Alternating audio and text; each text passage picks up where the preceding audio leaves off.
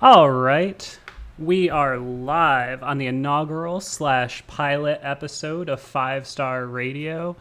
We are rolling. There's already a couple people watching, 6 people watching already. I just went live 2 seconds ago. I want to introduce to you guys my guest for the day, the man himself. You might have seen me on his podcast last week. And that man's name is Steel Flyers. How you doing? Oh man, I'm doing. How you doing, 5 star? How you doing? Oh, I am doing. So today, the purpose for our conversation is one, to try out a little new streaming thing that we're doing on 5 Star Matchup this season. So I'm hopeful that it'll work out and people will dig it and it'll do well. But most importantly, we're here to talk to Steel Flyers about his trip. Well, I don't even want to give it away. What did you do this weekend, Steel Flyers? All right. Well, first of all, I want to say thank you all for checking us out. You got to be watching 5 star matchup because he is the man. He brings you all the highlights. He brings you all the greatest and all the best. That's why you watch. That's why he is the main man, pots and pans. So thank you very much for having me on, man. Always hyped to Anytime. talk. Always hyped to talk Steelers football, especially with the best in the biz. I got to have an amazing weekend this past weekend. I got to go to the Hall of Fame for the enshrinement ceremonies Ooh. for both for all three, technically. It was the combination of the 2020 and the 2021 class went in on Saturday, and then Sunday was a 2021 class. Oh, you went to both? I thought I remembered you saying that you were only doing one day. Nope, went to both of them. Nice. Awesome. Oh my gosh. Let me say this. I've been already to the Hall of Fame. Okay. Okay, the last time I was there was in 2012, Okay. and I believe they have redone the bust room since then because it was all completely different from what I remember the last time and everything like that. Cool. And with it I've being never a been sh- th- I've never been yeah. there. Is so, like, when you enter, is it just like one big room, like the bust thing? Is it just one big circular room, or is it like, I don't know, like, Well, I don't want to ruin it for you. okay. Okay, I because when you walk into that room, Mhm. Peyton Manning was right. The busts do talk to each other because you can hear it, Yeah. right? Yeah, you can feel it. So, yeah, when you walk into that room, man, you get that awe-inspiring, like, man, this is the room where a lot of great guys played a good game of football and they were the Mhm. best that ever was, and here they are, and you get to revel in what they did. It is an amazing thing. I gotta say, I think this was probably the first year that I had what I would actually call an emotional reaction to the Hall of Fame, where, you know, I guess, a lot of my viewers are on the younger side of things, so they won't get this yet. But I'm sure you'll relate to me on here. When I hit like 30, it's like something even slightly emotional, and I'm like just in tears, and I and Oh, and okay. and and I just like, but feeling. I'm a storyteller, right? Like, I work Yeah. in sports video, but, like, I'm actually like a filmmaker. I'm a storyteller. So my job is to see the weight of things, right? Yep. And I think I've just gotten to this point where I'm just like, I'm feeling that. And I think it was really nice to see Troy get in, but I lost it on Coach Cower because, I mean, for one, it's like, excuse me, it's, that was the Steeler I realized that I associated most with my Uncle John, who passed away a couple years ago. Like, that Blitzburg era, like 90s, when I was, if you think about it, I was born in 90, right? So Cower was kind of like he played my dad on TV. You know what I mean? You know what I mean? Yeah, You get what yeah. I'm saying? And, like, Yeah, I'm with you. and so to see him go in and to have that moment where I was like, man, like, this is, you know, wow, like, this guy achieved the highest honor in and his thing. So yeah, that's just all that just to say, like I really felt the gravity of it this year. Yeah. The scary thing is that is almost that's kind of my similar Mm-hmm. type of connection with Bill Cowher. Yeah. Okay, Yeah. he looks a lot like my uncle. Oh wow. Yeah. I mean, I Just am dead not. on. Yeah. I mean, yeah, I kid you not. This guy could be in my family. He has the nose. He has the chin. I'm not kidding. Anyway, when I was going to college in Pittsburgh, Mm-hmm. at the Culinary Institute, um, I was living in Penn Hills at the time, and Fox Chapel was just up the road, and my roommate was a guy who was working under the chef there at Fox Chapel, and he said to me, he said, "Hey," he said, "you're a Steelers fan, right?" I said, "Yeah." He said, Bill Cowher comes in here every Friday night Oh, and orders dinner with him and his wife. He said, cool. "How'd you like to come on up here and work a shift?" Yeah. I was like, "Okay, sign me up." Yeah, of Right? course. So 3 times I went up there and worked a shift and made New York strip steak dinner for him and his wife. They both ordered the same thing, the same. I mean, they both got the same food. Mm-hmm. I was like, all right, here we go. Yeah. But that's what it was, right? So I got to do that three individual times, and I also was very emotional with Bill Cowher's speech and seeing him make it. I mean, Yeah. here's this kid from Crafton. Yeah. Okay, now look, No, you feel it, and the whole element of being undrafted, special teams guy. Yeah. like he Yeah. was never gonna make it in the NFL. He just wasn't, Yeah. He had right? no I mean, right he to. Yeah. tried, Yeah. Yeah. okay, but somebody saw something in him, and I've watched a lot of things about from him since he's retired, and he's got that teacher's. He does. Yeah. He really does have that teacher's mentality, that way about him. I think that's a common thing with a lot of coaches, and I think clearly it's the model the Rooneys look for, where it's like they just have that sort of thing, like where you can just feel like, oh, this is a person who is a leader, and I think Cowher just embodies that in such a way, and I don't know what that element is. I can't put my finger on it, Right? but you want him to lead you into battle, you know? Yeah. Like you kind of would run through a brick wall for that guy. Yeah, that's how I You know what I feel. mean? That's how I Kind of feel thing. about that's how I feel about Tomlin, honestly. Like as much as like you could have a problem with him here or there, whatever, with strategy or whatever you want to say about him, like in my brain, that's somebody who I'm like I hear them talk and I'm like, "Oh, that's a man I'm going into war with." Like I identify with that. I, I, look. I've had the privilege of playing for some great coaches in my time. Mhm. One of them was Abner Smith. He was an All-American, and he probably could have made it to the pros. Unfortunately, due to knee injuries, he wasn't able to make it. He Mhm. taught me how to be a center. Oh, wow. Cool. Yeah, he taught me how to be a center. Yeah. Yeah, and so that was the position I played. Like of all, yeah, Yeah. like everybody wants to go out to be the quarterback No, or center the center running is a back or really unique position. It's one of those things like catcher in baseball where it's just its own thing. exactly. And it was because I was watching Mike Webster. Hmm. Right, so that's what my number was, and everything like that. And so I wore my jersey the first night. That was mistake number one, Too hot. because oh my Yeah. god, let me just say this: by the end of the night, it was a game worn jersey. Yeah. Yeah. I feel you on that. I've had that experience. I think that I had that the worst in 2017. I went to the home opener against Minnesota. That It was was. I remember Juju scored a touchdown. Martavis scored a touchdown.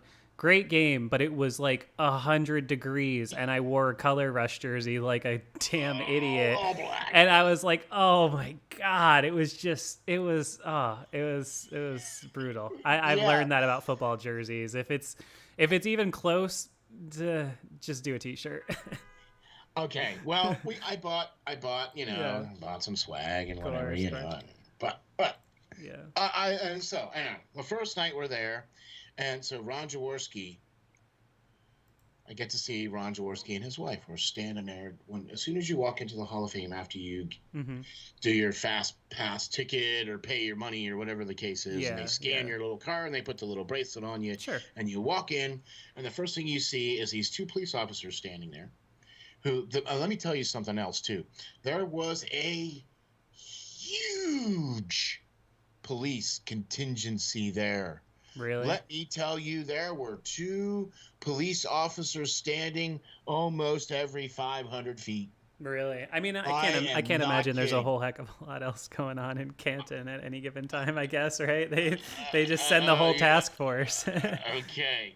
And the fact that they're bringing in these A-listers, because let's face it, all these Hall of Fame guys, I mean, most of all the gold jackets that return, Yeah.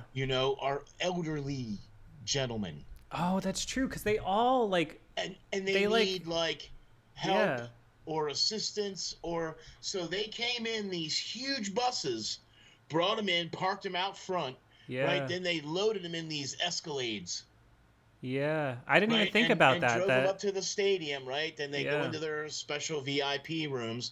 Then they cart them in the little golf carts from their little VIP rooms out to the stage, yeah. right? So they're all about those guys, Wow. right? Yeah, I didn't even think about that. I forgot that they have almost all of the living, at least healthy Hall of Famers go, right? There yeah. Now I am going to say this: Joe Green was not there. Oh, really? Yes, sir. Is he not doing well or I don't know. oh. I Yeah, haven't he's been in the Hall of Fame seen. for 40 years already. He probably is just Yeah, I whatever, understand you know. that. I get it, but you would think with the contingency of Steelers players that were Yeah. that were going in, because Mel Blount was there, and you know who else wasn't there either? Jerome Bettis wasn't there either. Oh, I he had COVID last week.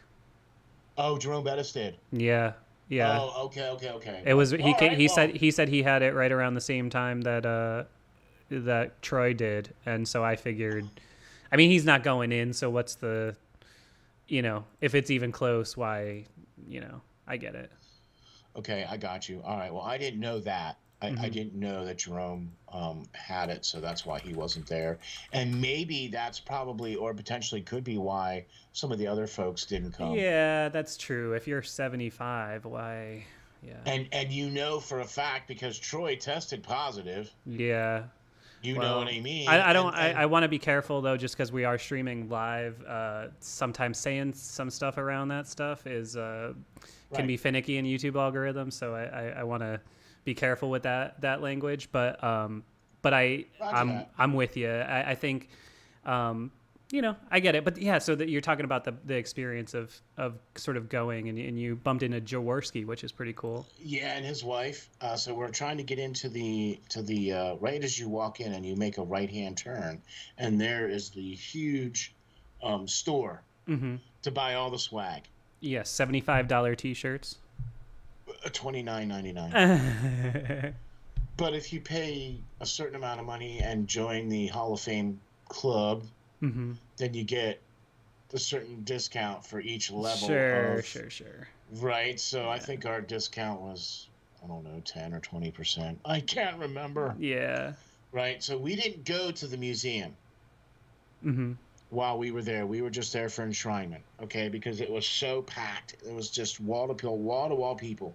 Yeah. Do you remember the old footage of back in the day when they would elect guys into the Hall of Fame? They would sit out front on the steps out front. And Okay? literally And then do they it. would, yeah, and they would load bleachers. They would bring bleachers and put them there in the parking lot in the front, right? Well, when you walk down there before the enshrinement, that whole place is wall to wall people Mm-hmm. to walk down there, right? Yeah. So the first day we saw Jaworski and his wife, and then this gentleman comes walking in, and he has a cane, and you look down and you see this really big giant ring on his finger. Mm-hmm. And you look a little closer, and you see that it's a Dallas Cowboys Super Bowl ring. Yep. So I'm standing right there next to Drew Pearson Wow. inside the store. He was grabbing a T-shirt too. He no, Oh, he was grabbing a t-shirt, and a mug or something else he was grabbing there, right? And he had a guy amazing. with him. He had a guy with him to help him out, right? Because all them guys all have VIP people with them at all times throughout the entire time they're there, right? I looked over and he's like, Mr. Pierce. He's like, you know who I am? I said, yes, sir. I know who you are. And I'm all decked, right? I'm Yeah, wearing black and gold. Steelers Yeah, black, right? yeah, And he's like, yes, sir. I know who you are. yes, of course. Right? So that was the first day. And then I recorded the speeches for my own posterity. And I have to agree with you. The speech that Bill Cowher gave was very much all inspiring. And you know, in '95, when he raised that Hunt Trophy for the first time, and I'll tell you, I was there. Hmm. I was at Three River Stadium. A good friend of mine that I went to college with had tickets, and we went to that AFC Championship game. And when he raised that trophy up for that first championship game, I cried with him. Hmm. Amazing.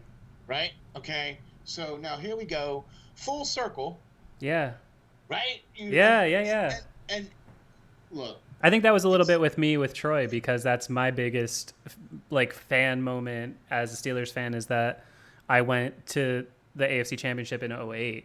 So to see oh that moment, oh that pick six where Palomalu seals it, and then to yes. see him going into the Hall of Fame, and plus me hashtag long hair club, the whole like peaceful sort of like Oh my life god. is bigger than your job thing. Like Yes. Palomalu for me was like the player that I most identified with as a human being, not You just know, as a football player. And so I think for me, similar sort of response. if you close your eyes, you almost sound like him.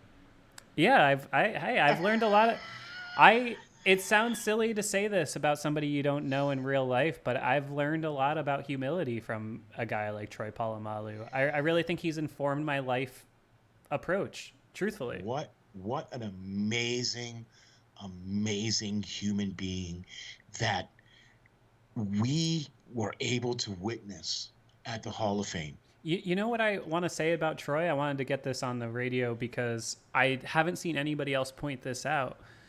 However, so you know how he got up and the first thing he said was, I love football, right? And people Yes, were like, oh my yes. God, that's so cute. Do you know what he was referring to? Because I do. I haven't seen Please, anybody else. Yeah, I haven't seen anybody refer to this. please, He, I please don't, tell us. yeah, I don't know if it was in, I think it was in the America's game, the NFL films thing for the 2008 for Super Bowl 43. And in that piece, he says, I don't think I love football because he's talking Yes, about it on a right. And I yes, think he yes, was doing yes, a call and response thing to that. And I haven't yes, seen one other person mention that. And yes. I've been dying to say it on stream since then. Thank you. Because I really believe that's what he was doing. I think he Yes. was doing. I think he realized like after some time and this growth process we've seen with him where it was unfortunately sadly like kind of rocky with him with the Steelers for like his first 3 or 4 years until last year, and I hated that because he Yeah, of all players was somebody that I was like, but it's bigger than that, dude. Like yeah, I don't get it. yeah. And it seemed like I don't know. I'm not a professional athlete. There's an element of pride there, all this stuff. So I guess I get it. But it just was always surprising to me, and I'm so at peace internally that he's good with the Pittsburgh Steelers because I hated that he wasn't for a while. That was the same kind of thing. It was a completely different situation with Terry Bradshaw, but Terry Bradshaw had to come to peace with the Steelers as well too. Hmm. Like he had to have his own kind of come to peace with the Steelers as well to be able to come back to Pittsburgh, and you know what I mean, right? Yeah. So I'm not saying it Yeah. was even remotely the same, No, I hear you. okay? But here's how it goes. And this is the unfortunate thing about this whole 9 yards, is that it is a business. Of And course. and unfortunately, um, they look at you as an asset. Yeah. Now, yes, you are treated like family. Yes, your family is embraced, and yes, they will always and forever be your friends. They will always and forever, be looking out for your best interests.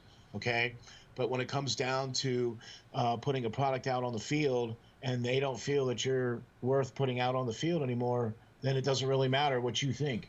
Well, that was unfortunately with Troy. That was the That's what I'm talking problem. about. Yeah, in Yes. 2014, I think I don't know. I'm sure you can draw from a longer history of this, but Troy, that was the first guy, and I was a little like weird with this at the end of last year, where we weren't sure if we were seeing it with Roethlisberger.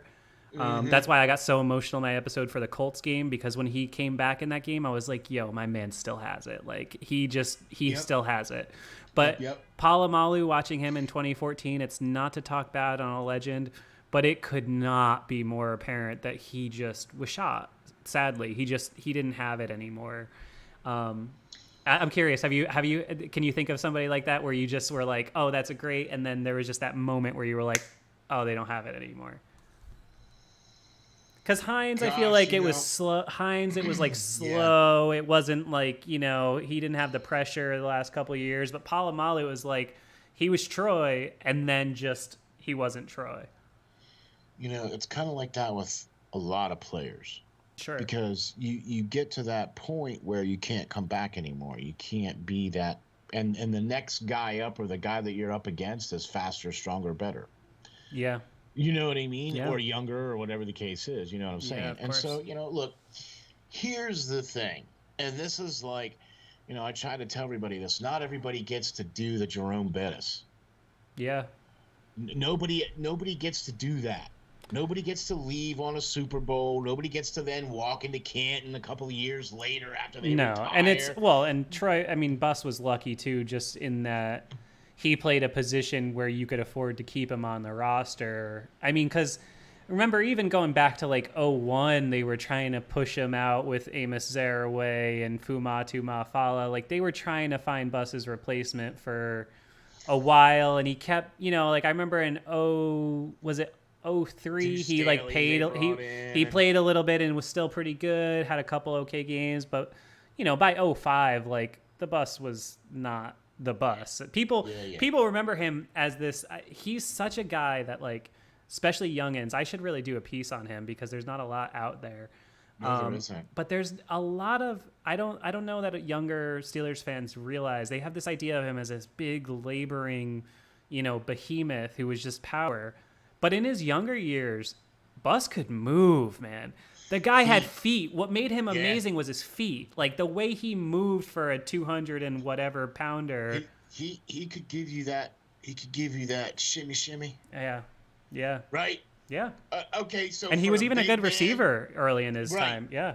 So for a big man to give you that shimmy shimmy, Mm-hmm. right? When that second step and give you the and have the feet Mm-hmm. to be. That's why he was so good. He And was. and the fact that he thrived on the hit, and the fact that he, as the game wore on, Yep. he got better. Yeah. Well, who Right? wants to be He tackling that guy after you've been playing football for 2 hours and 45 minutes, right? I mean, okay, which is why he became a finisher. Yeah. Yeah. Okay, so that's what allowed him to extend his career. He found the niche, Exactly. I'm curious. And Cowher gave him that He, opportunity. if he wasn't Jerome Bettis, he doesn't get that opportunity, right? And if it wasn't Yeah. Bill Cowher. Yeah, exactly. They were so, Because they traded for him. their legacy, I think, was so tied to each other as Steelers. Exactly. He was. It's sort of, you and me talked about this last week when I was talking about DeCastro retiring because all of his friends retired, and I was like, sometimes you can just kind of see it. And I think with Cowher and Bus, there was just that thing where it was like, your legacy is tied to his. As long as Bus wants to play, Bus is going to be able to play.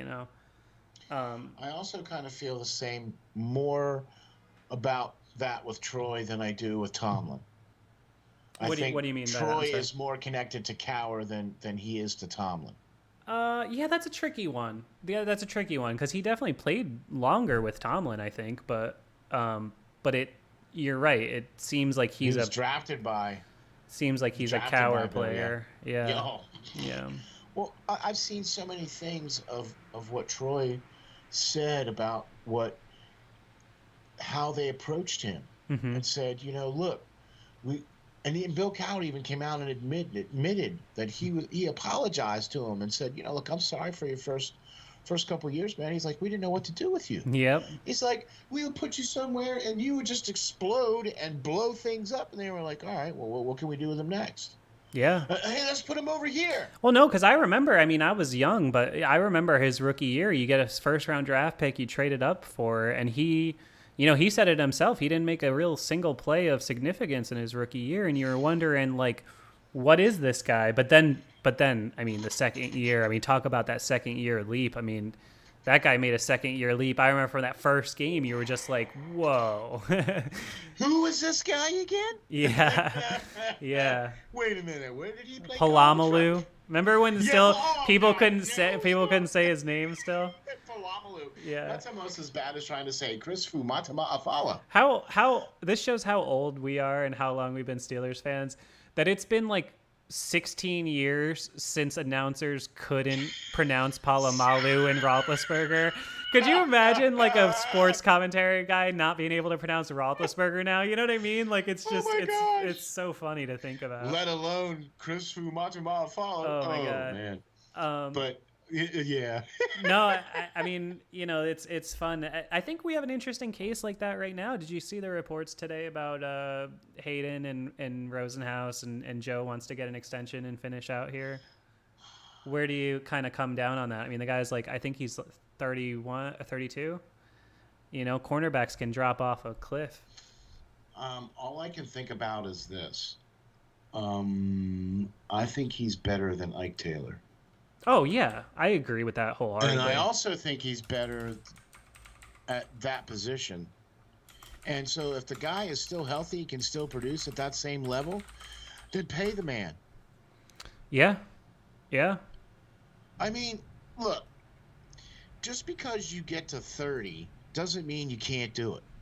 I'm with you. And he's such a technical marvel. He knows how to play the position. Do you see him? But here's the thing. This is what I'm interested in. I've seen a lot of people say that he would be an ideal candidate to make the leap to safety late in his career, sort of like Charles Woodson did. But here's what I think about, though. Where's he playing safety? I mean, you got the Minka man. I mean, if Joe Hayden's playing safety, he's a free safety. With Edwards. I like him with Edwards. Well, Edmonds is a whole other thing because I don't know if he's I don't know if he's going to be around past this year because he's only got the 1 year. And they didn't pick up his. I was surprised by that, honestly. Yeah, I was too. That they did not pick up his option. I thought he grew leaps and bounds last year. I thought he earned it. I'm very surprised they didn't. I'm wondering if they're doing that so that he comes out and balls out this year. Yeah, but then if he does that, then then there's no way to bring him back because he's going to command a lot, right? I don't know. I think they just think they could probably find an equal replacement. Well, we'll see. I mean, we'll see. The other really cool thing though about I'm sorry, we got completely off tangent. Oh yeah. But not to kind of bring us back here full circle. Whoa, I just saw some crazy lightning where I am, by the way. It's storming like crazy out here. I don't know if that thunder just picked up on the mic. Yeah. Oh my gosh, I just heard that. It's crazy. See, like, it was kind of funny too because right before we were going on air, man, the crack of lightning was happening right outside my window as well too because I had everything turned off. Yeah. Until like 6:30, and I'm like, oh, okay, maybe. Yeah. So, all right. Well, if we have to cut her short, but I have to say this though. Being there to watch these men accept this award, it wasn't really an acceptance to an award. It was more of a chance to say thank you to everybody that helped get them there. Yeah, exactly. That's what all those. Yeah, exactly. Because look. It wasn't just that guy. It wasn't just Bill Cowher that got Bill Cowher to the Hall of Fame. It wasn't just Troy Polamalu. It wasn't just Did you see? Well, you didn't didn't see the broadcast, right? Because you were there. Well, no, but I got to see, Chris Berman would come up. Well, no, the reason I bring that up is because Cower did something cool. So they all had a ticker, like an ESPN style ticker that came up on the bottom of the screen.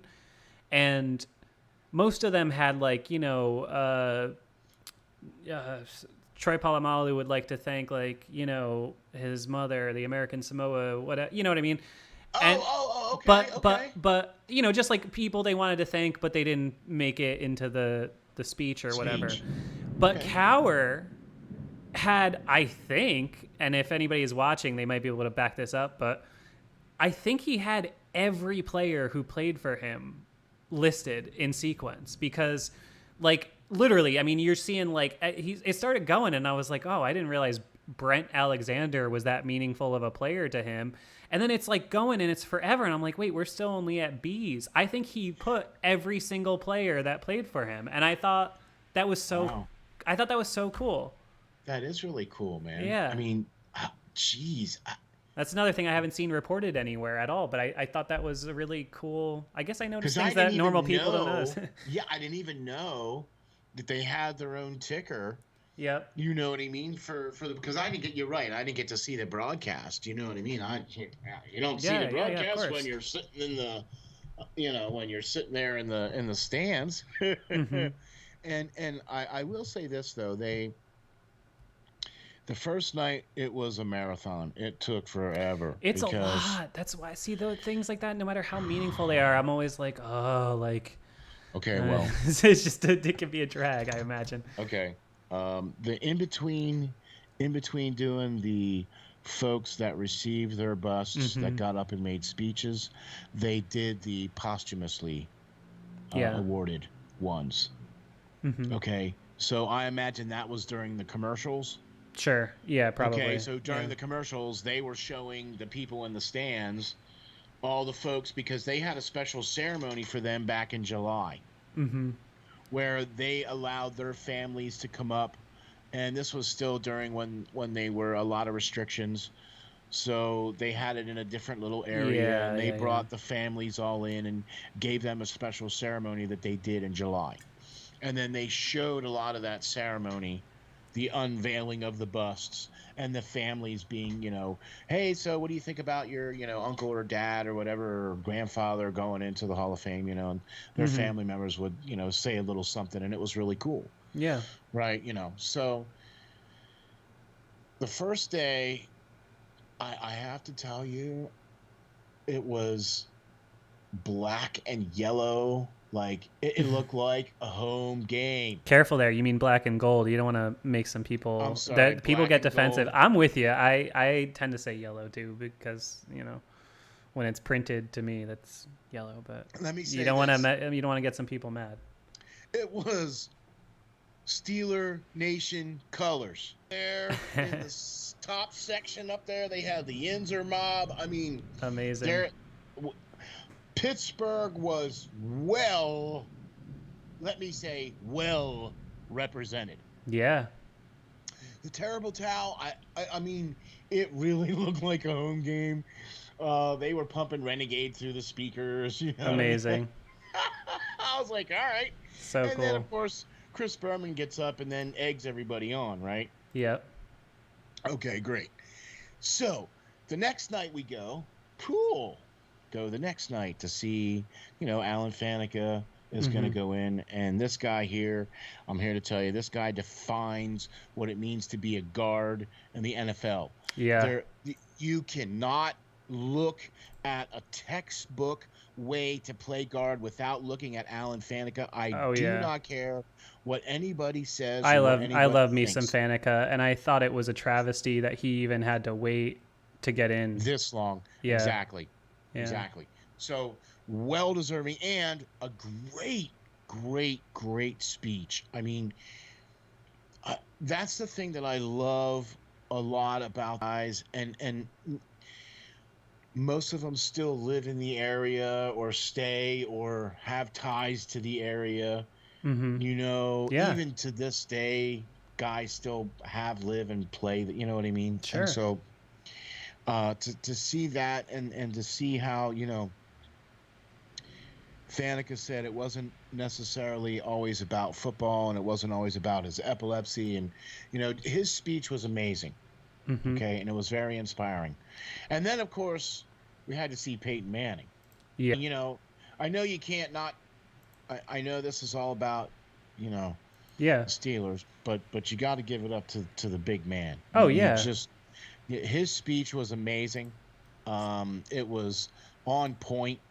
It it's I'll tell you what, the comments that we saw, or that we heard, were that he sounded very much like he was going to be potentially future commissioner Oh, really? of the Yeah, I mean, he could. league, I mean, he could do whatever he wants, obviously. or a union rep, the Yeah. union president, or and whatever. Yeah. Whatever he wants to do, Peyton Manning will be able to do in football. His legacy is forever cemented. Yeah. No, he can do Okay, whatever he wants. exactly. Yeah. So the second day we were there, remember I told you how they line up all the buses. So Mm-hmm. we got to actually watch the parade of all of the members get off the buses and get into their little shuttle limos or whatever to get cordoned off. So watch that for about 25 minutes. So saw them all. Franco Harris, Mel Blunt, Amazing. and oh my God, Mm-hmm. saw David Baker, and we're inside the Hall of Fame, and David Baker is the guy that's the CEO and president of the Hall of Fame. Mm-hmm. And let me tell you something. When you look at him on TV, you're like, wow, he's a big guy. But when you see him in real life, he's a really big dude. Really? I mean, he's like 6'5". Oh, wow. Something He like, probably. I mean, he was yeah. probably like an offensive lineman or something in a past life, I would imagine. Well, I'm here to tell you, he is a large human being. He Yeah. is, but very, like the most gentlest guy, and he walked in and, hey, Mr. Baker, hey, how you doing? He took the moment to say hello. Yeah. You know what I mean? Yeah. Yeah. And that was the really cool thing about this whole experience, that these players and their families just intermingled with everybody else. Now Yeah. they all wore, you could tell who they were, Yeah. because they all wore like these lapel what are they called, lanyards, Sure. right? And they all had these little special little cards, that said who they were, Alan Faneca's family team, whatever, guest, Peyton Manning guest, whatever, blah, blah, that's what they all had, Mm-hmm. VIP or, little special things. Mm-hmm. And they were all wearing special little bracelets and, Sure. designated. And they had a entourage of orange shirts with them, which is the concierge from the Hall of Fame. Mm-hmm. So there was a concierge, there was a group of those guys around all these players too, you know what I mean? So like, you could tell where the players were or where their family members were, because there was always somebody there helping them out. Yeah. That's the amazing part about the whole Hall of Fame experience itself, is seeing all that. Yeah. And no, I mean, hey, Go. it seems like an impressive thing. I really would love to get out there. I had planned, a long time ago to get out there when Troy was going to go, but I just, it just never ended up happening for me. I think